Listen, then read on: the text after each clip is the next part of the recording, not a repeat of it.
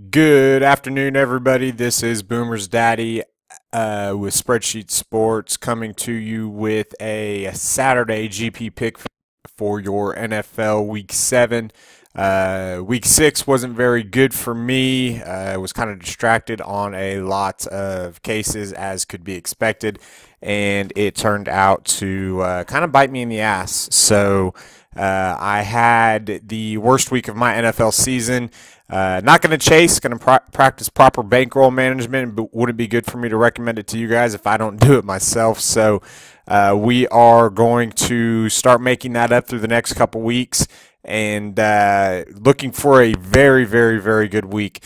If you've kind of noticed and been doing some reading and some research around the industry this week, cash game lineups are really chalky this week, so I'm cutting back on my double ups and my 50-50s. Going to focus on some more head-to-heads and allocate a little bit more than I normally would into GPPs, just because I feel like everybody's going to be on the exact same people. A lot of the cash game lineups that I've found this week are very, very, very close. There's only been a couple of players difference. Depending on which quarterback you want to go to or anything like that. So going to kind of jump around and vary it up a little bit. If you my cash game plays are obviously in the article above, so that's where I'm going to be. Obviously, all cash game plays are going to be a little bit more chalky this week in your GPP tournaments, but some of them are in good spots that you might not want to fade completely, totally, especially if you're making multiple lineups. So make sure you mix those in with some of these GPP plays. So quarterback, we got Drew Brees. First off, that game is going to be an absolute monster shootout. That's the way Vegas is projecting it. Brees looked good last week. He just got Ben Watson 130-something yards and 2 TDs on 10 catches. So I don't like chasing Ben Watson on the points except for GPPs. He might be an interesting little sneaky stack, but expect him to be higher owned than he was last week. So I like Landry Jones. Obviously, you can see around that I am a diehard Sooners fan. I'm not born in Oklahoma, but I live in Oklahoma, and I've lived here since 1999. So I kind of live and die on Saturdays in the fall with OU. It is bittersweet. I know his talent and I like him. That's why I'm kind of throwing him in there. I don't expect 25, 30 points or anything like that, but I would not be shocked or awed if he can get you, 16 to 18 points, throw a couple touchdowns, maybe a couple picks. But he is definitely going to help out those wide receivers more than Mike Vick did. So, at a lower ownership, it doesn't take much to pay off his salary. If he can get to that 3x range, then he's an absolute steal, and he's going to be lower owned, so it's going to help set you apart in GPPs. I don't mind Ryan Fitzpatrick. We kind of expect the New York Jets to be down in this game. I think this is a nice Chris Ivory spot as well. Brandon Marshall and Eric Decker are both in play for me in GPPs, and so that is going to be a very, very low-owned stack as well. Obviously, if you're throwing in DeAndre Hopkins into any lineups, then you might want to think about throwing in Brian Hoyer. He will check down to Arian Foster. Expect Arian to see maybe 5 to 7 targets. DeAndre, I mean, you can go anywhere from, sorry, one of my buddies just in the DFS community just tweeted me and said, "Let's go Gooners." Hey, whatever. Brian Hoyer. Okay. Yeah. If Hopkins could see anywhere between 13 to 25. Oh, sorry. Feedback. 13 to 25 targets. So that could be a very, very interesting little contrarian play in GPPs as well. Let's see here. Zach Mettenberger. This is my. If I was making multiple Millie Maker teams, I would definitely throw Zach Mettenberger in there. The reason is even though he's winless as a starter, I don't really care about wins as a fantasy player. Yeah, sure, it's nice if the team wins fantastic, awesome. I would rather my quarterbacks play from behind because then that means they're going to be throwing. And with Tennessee, Zach Mettenberger likes to throw the ball downfield. I think with Zach starting, this takes away from Kendall Wright a little bit. It upgrades Delaney Walker, who can stretch the field still. But who it really brings in play is Dorial Green-Beckham. He's started to receive more targets, and I think that it's only a matter of time before he busts out. If you're playing season long, that he might be worth a nice little stash in your season-long league. So let's see here. Running back, LeVeon Bell. Obviously, we've talked about the Pittsburgh Steelers and what I think about Landry Jones. I think they're going to start to weigh on Le'Veon Bell. Kansas City does have a good rush defense, though.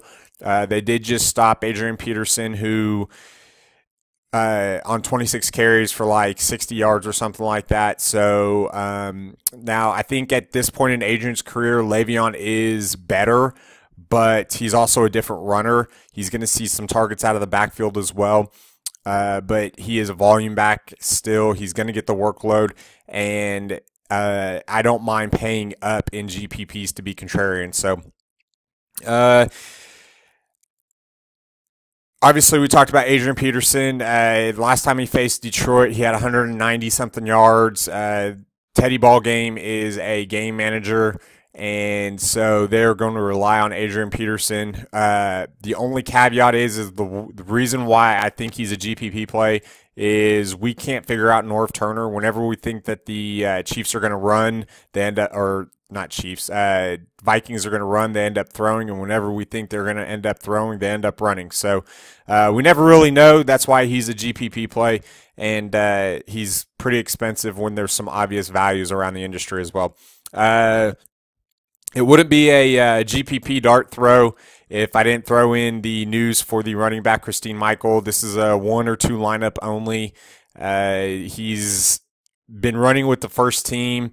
There's been conflicting reports that, he's going to get the start and the bulk of the work. Then there's other reports that saying that Randall's going to get all or the bulk of the work, but Christine Michael is going to get more work, which basically means since he's only gotten 2 carries all year, it could mean 3 to 5 carries.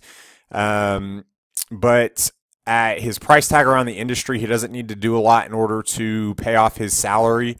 And if you pay down for that and he does end up paying off, then he could absolutely just go it could allow the rest of your lineup some very, very, very interesting flexibility to be able to get that taken care of or bolt you.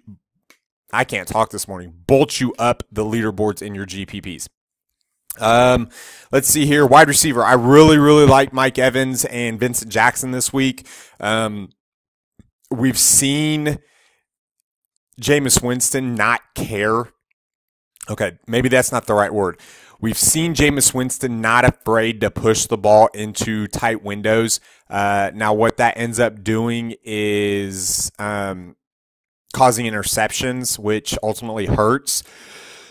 But it's only a matter of time before he ends up throwing for 375 yards and 4 TDs. Now, he might throw a couple picks in there as well, but it's only a matter of time. Well, those targets and those yards have to go to somebody, and those 2 are his top 2 targets. So I really don't mind those 2 in GPPs this week.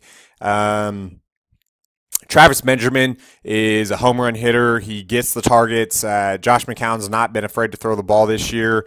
Willie Snead is getting steady work with Drew Brees.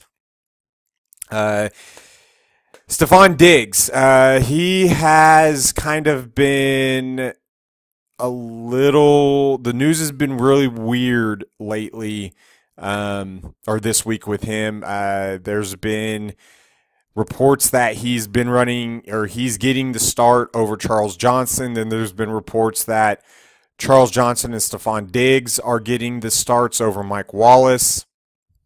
And then there's reports that the depth chart hasn't changed on the wide receiver front. To be quite honest, that's the reason why Stephon Diggs is not in my cash game, because I think he's the most talented of the three wide receivers at this point, but his role's not defined yet. So I don't mind taking shots on him in GPPs. I will have some nice exposure to him, but he's going to stay far away from my cash games. Tight end, obviously the biggest question always is to Gronk or not to Gronk. I always prefer to Gronk at some point in the week. I like Baby Gronk as well. If you don't know who Baby Gronk is, it's Travis Kelce, and he needs to start doing Baby Gronk things and start Baby Gronk smashing. So I like Travis Kelce. I like Rob Gronkowski. Both of them are elite GPP plays in my opinion. Jordan Reed, if he's active, I don't mind him in GPPs. He's Kirk Cousins' favorite target. He's averaging 9 targets a game when he's healthy. Crockett Gilmore, that game is going to be high scoring. The way to attack the Arizona defense has always been through the tight end, and as long as he's in the game, then Joe Flacco is going to have to throw to him. I really, really like Crockett Gilmore as well. I don't mind Michael Floyd in that game either to pivot off of John Brown and Larry Fitzgerald. Pair him up with Carson Palmer, and I think you could end up becoming a very, very, very happy person when those two hook up. His ADOT is over 16 yards per target, so he's been getting some balls thrown to him downfield. Defenses. Miami Dolphins, they looked really, really good last week. I know they're not in the greatest of situations this week, but they did play a lot better. And Dan Campbell has got that. Hopefully he's fixed everything and got that team looking like the team that we expected them to be at the beginning of the year. So if that's the case, then Miami automatically, instantly becomes a very, very good defense that you can start playing each and every single week. And I think this is one of those times where we can get them still at a very, very low ownership percentage. I like the Washington Redskins as well. They obviously, Jameis Winston throws a bunch of target or interceptions, and he ends up the Redskins have a very, very good pass rush, so that can create more opportunities. Let's see here. Who did I miss?